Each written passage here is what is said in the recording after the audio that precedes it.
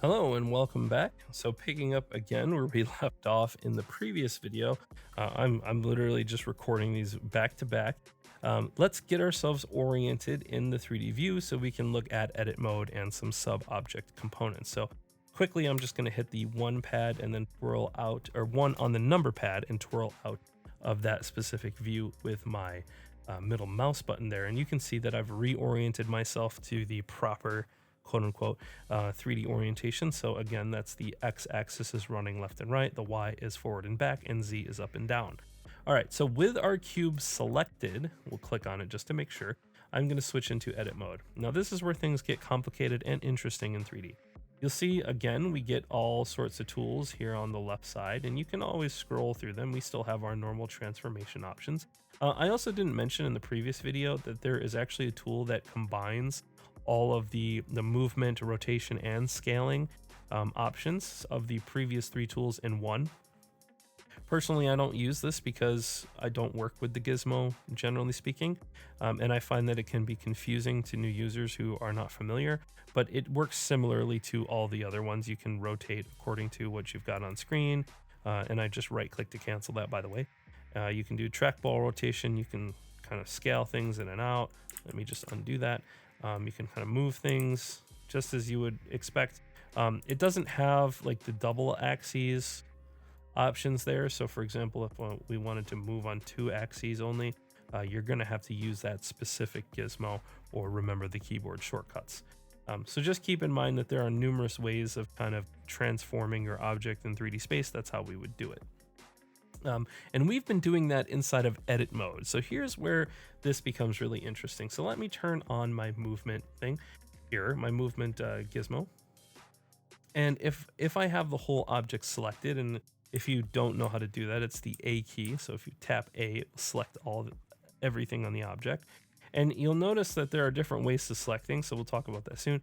But essentially, if I do that and I move it, you'll see that the object origin actually stays exactly where it is. And the object itself, or the components of the object, I should say, move. So if we go back into object mode after having moved or translated the object inside of edit mode, you'll notice that our origin stays where it was, and then the components of our object have moved. And so now if I want to move this, you'll see that the gizmo will still move according to where that object origin is. So for example, if I wanted to rotate this now, you'll see that it kind of acts a little strangely because of how we made that manipulation in edit mode, and the object origin stayed in the same place. So the takeaway from this, if I hit undo and move everything back, is that when you do transformations inside of edit mode, those transformations don't necessarily apply to object mode. And so here we can open up the transformation menu. If I rotate this here, let's rotate this, you'll see that we don't get a whole bunch of transformation options because we're going by the median here. But if I were to select any one of these object components, for example, like a vertex, you can see that it does have its own location in space. However, the object itself, even though it looks like we've changed the object in edit mode, it's actually completely zeroed out still. So just keep that in mind, that when you make edits to the object in edit mode, I'll just hit Control Z a bunch of times to undo that, you're not necessarily making edits to the object in object mode. These are two separate and distinct modes. Again, the way to kind of think about this and make sense of it is, these are the parts that make up the object, and then the object itself is its own organized thing that is made up of those individual parts. And this object has its own descriptions or descriptors that we've looked at here in the transform options that are not necessarily reflective of its constituent parts. All right, so I've been mentioning all of these object components and parts and things like this. So let's get this out of the way then.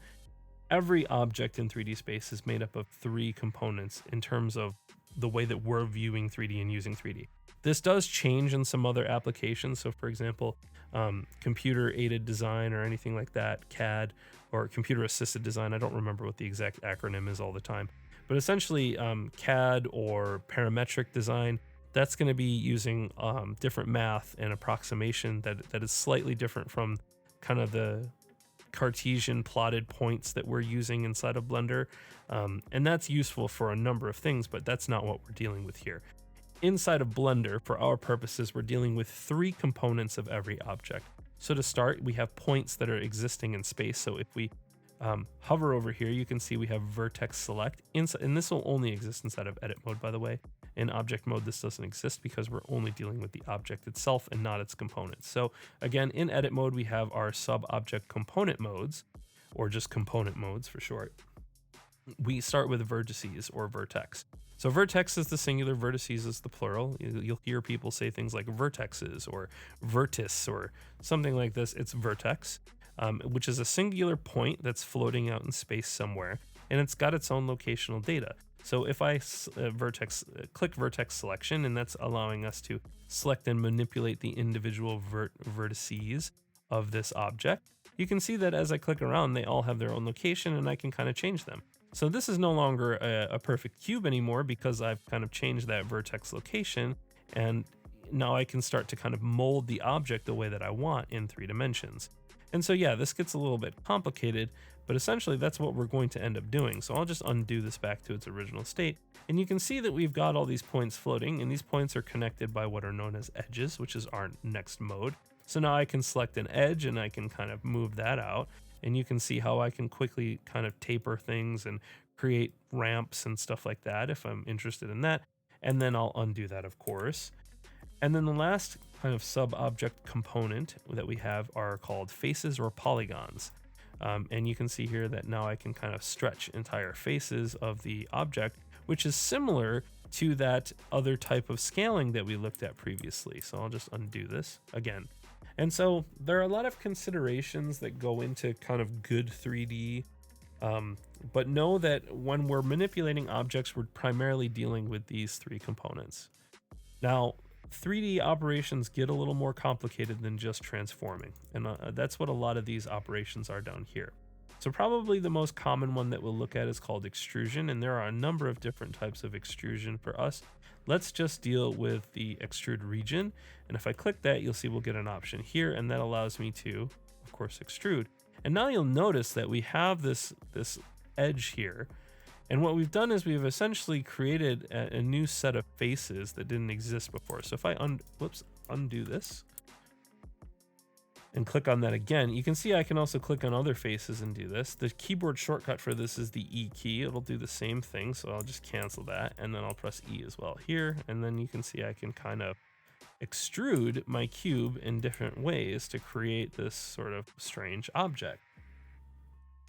And so that's what this sort of thing does here, is it creates an extrusion, or it kind of pulls a face forward and stretches out new faces from its original location so that we have additional geometry to work with. That's essentially what we're doing here.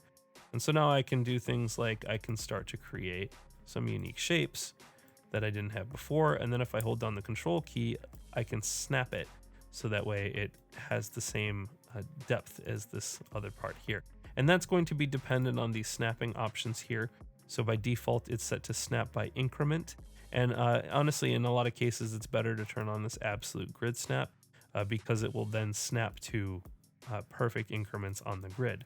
And what I mean by that is if I undo all of this, for example, let's make sure we're back at the default cube. I'll turn this on. If for some reason, let's turn on this so that every time I make a transformation, by the way, it'll snap by default. If I turn this off, I have to hold control. And so obviously if I turn it on and hold control, it'll also turn it off. So it's kind of like an inverted way of working with this thing. But essentially, if I turn off this absolute grid snap and I move it just a little bit, right? So we have a fractional value in the y-axis. Now, if I hold down control and snap it, you'll see that it keeps that fractional value, but it's not snapping absolutely to those increments. So I can either come in here and I can actually type 4 meters, and then there it'll snap directly to that 4 meter increment, or I can also click here, turn on this absolute grid snapping. So if I offset this again, get a fractional value, and then come in here and say absolute grid snap, when I hold down control now, you'll see it'll actually snap to that perfect integer value there. So that's a really good and easy way of getting access to specific measurements inside of 3D, is turning on that absolute grid snap and then using the control key or turning on this icon here. So let's go back into edit mode and kind of look at the ways that we can use this to create some more complex objects. So let's say I want to extrude this an additional 2 meters. So if I hold down the control key and just grab and pull this, I can extrude it 2 meters, and there we go. This face is now at the 3 meter mark in the X direction. And so now I can click here and I can do the same thing, and I can do the same thing here. And now I kind of have your classic S-looking Tetris piece if you're looking to recreate Tetris inside of Blender. So there's one way of kind of extruding things and creating unique shapes. I can also undo this, and now let's say I want to create, say, an archway. So I can snap and I can extrude. We do the same thing here. Whoops. Let's make sure that I'm extruding according to the correct axis. And so now you can see how this becomes somewhat like a, what's it called there? Like a sort of Minecraft example, maybe. And where we can kind of set this to whatever values that we want, essentially. And now we can start to create some of our own unique environments and things like this, if we're so inclined. And then, you know, I don't have to snap this by 2 meter increments, by the way. I can actually just drag the whole thing. And, you know, I just won't have the same type of geometry on the left that I do on the right side. So there are multiple ways of doing this. So now you can see that in object mode, I've created this little arch-like thing. I could duplicate this. So go object, duplicate objects, just right click to snap it back into place. And now I can hold down control and I can create a bunch of those and start to, you know, rotate them around maybe.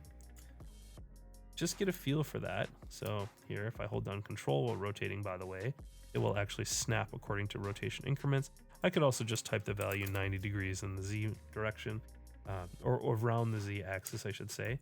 And now I can begin to kind of create this little layout of different objects that I have according to whatever it is that I need. So you can see how, without getting too much more complicated, I know I ramble a little bit here and there, but without getting too much more complicated, you can see how there are ways to create objects in edit mode and then orient them. Now again, remind yourself that our object pivot is still going to be at the 0, 0 location, so this will change certain things depending on what we need, but these are very simple ways of 3D modeling an object.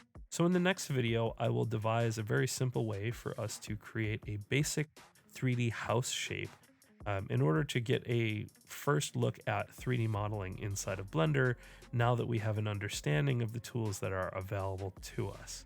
So I hope that this video was helpful to you. Again, make sure you subscribe if it's useful to you. Hit the thumbs up button, turn on alert notifications, share the video with somebody that you think would find it useful as well. And as always, please stay safe. I hope this finds you well, and I thank you for watching to the end of this video, and I will catch you in the next one. Take care.